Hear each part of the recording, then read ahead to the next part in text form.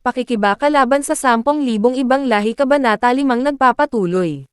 Nakilala niya ang traidor na si Congressman Lai Yokai sa unang buhay nito 12 taon daw sila sa digmaan habang nagnanakaw ito sa kaban ng bayan.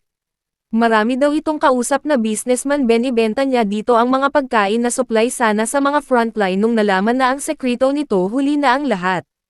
At balak niyang pagkakitaan ang Manila City dahil napansin nito na mabilis sila magtrabaho gusto nitong magbigay ng mataas pang level ng hayop para mapagkakitaan ito, kaya hindi daw nakakapagtaka na nandito ang korap na congressman.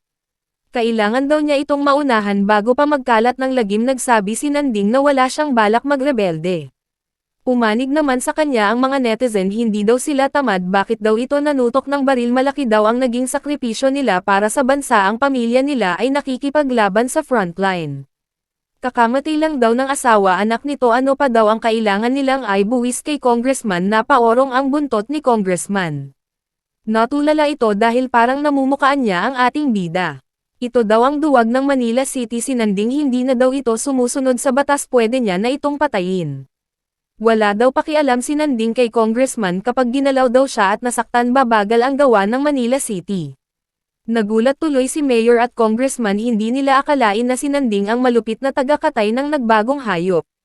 Ang mga mataas na level daw ng nagbagong hayop ay may kakayahan na maapektuhan ang isip ng tao kaya daw itong gawin ng ating bida kaso gusto siyang ipapatay nito kaya wala na siyang magagawa. Napatulala at napaisip si congressman dahil ginawa siyang masama ni Nanding sa mata ng mga netizen. Napansin niya na totoo ang sinabi ng ating bida kailangan daw niyang sakyan ang trip nila.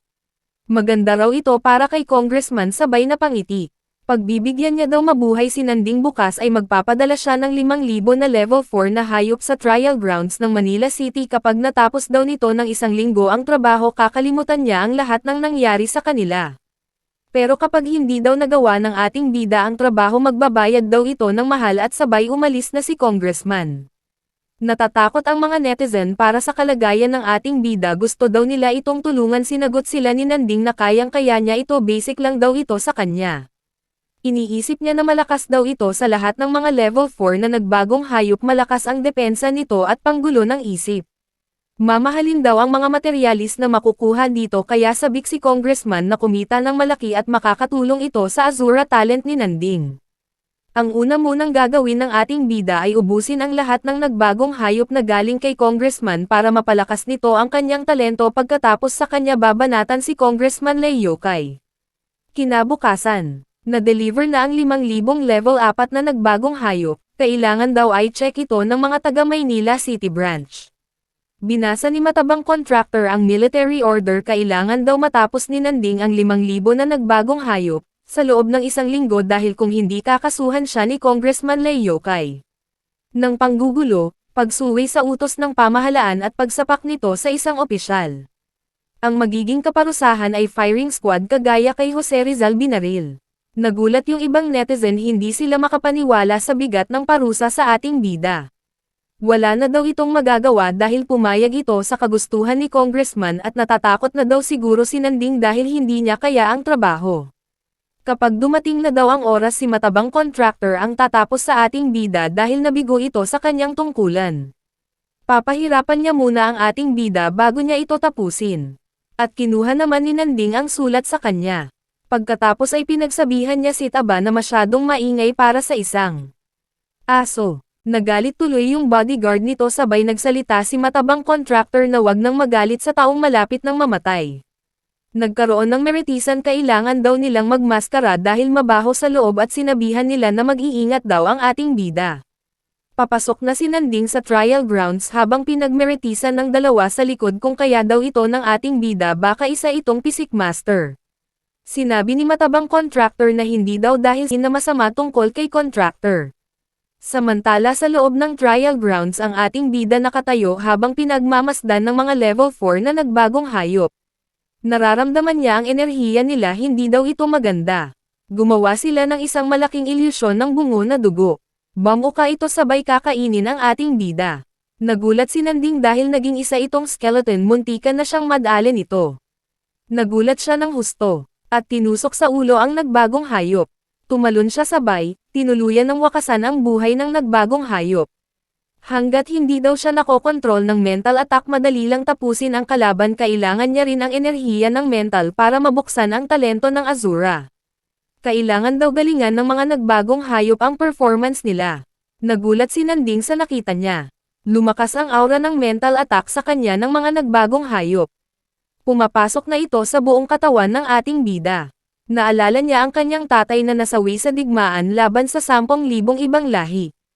Pati ang pagkasawi niya sa unang buhay sa Moko na daw ito dahil alam nito ang kahihinatnan ng taong sambayanan sa hinaharap. Tinaggal niya yung masamang aura na pumapasok sa katawan niya. Hindi daw siya magpapatalo, kailangan niyang maghiganti laban sa 10,000 ibang lahi. Sabay lumabas ang enerhiya ng puno sa katawan ni Nanding na paatras ang masamang aura ng mental attack. Bakit hindi pa daw ito nababaliw pagkatapos tamaan ng mental attack? Kapag ginamit daw ng ating bida ang talento ng Azura, titibay ang katawan nito at lalakas ang mental power niya.